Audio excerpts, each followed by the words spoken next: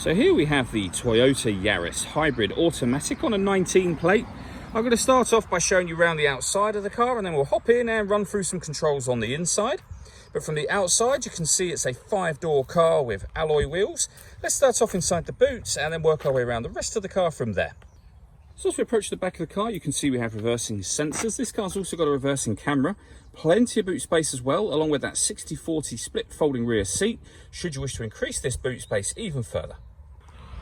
Okay, so we're just going to work our way back round to the front of the car, and then we'll hop in and run through some controls on the inside. But now that we've done a full circle of it, you can see it's in excellent condition the whole way round.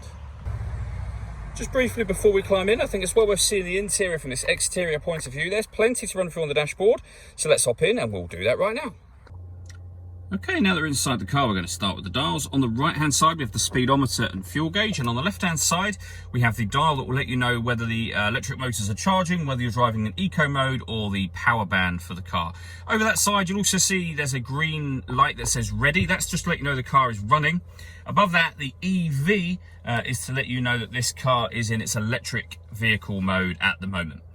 In the sensor, you can see we have a digital readout for the speedometer. You can change the information that's displayed there by using a button on the steering wheel for various bits of trip computer and car information. Below that, the total miles of the car, which are 4,352. If we back out to the steering wheel, on the left-hand side, we have stereo controls, and on the right-hand side, the trip computer and then cruise control underneath that. Over in the center, we have the touchscreen for the car. So you can see at the moment we have our music menu up. When it comes to listening to music, we have AM, FM, DAB radio. We can stream our music wirelessly via Bluetooth audio as well. We've got iPod input and also USB input as well. So plenty of ways to listen to your music. If I pop the car into reverse, you'll see the full color reversing camera that I mentioned previously, with guidelines that show you what direction the car is headed in relation to the image you see on the screen. And to pair your phone, hit this button, and then obviously you'd normally hit yes. We'll hit no for this moment in time. Below that, we have the dual zone climate control, so you can adjust the passenger and driver temperatures individually, the fan speed up and down. You can determine where you'd like the air to be distributed with this button just here. When you're happy with those settings, this one turns the air conditioning on or off. It's on when that light shows, so off, back on again, or hit auto. When we do this in a second, the light will come on and you'll see that it will take control of the fan speed and the direction of the air to maintain those temperatures for you, and you can hear it doing that now. To override it, just readjust the fans, put it back on whatever setting you would like it on here, and you're now back in a manual mode again.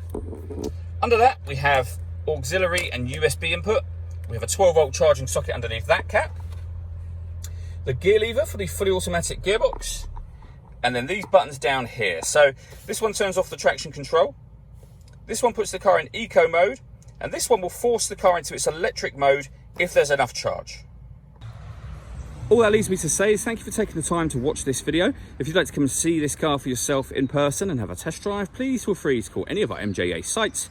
We'd love to hear from you soon.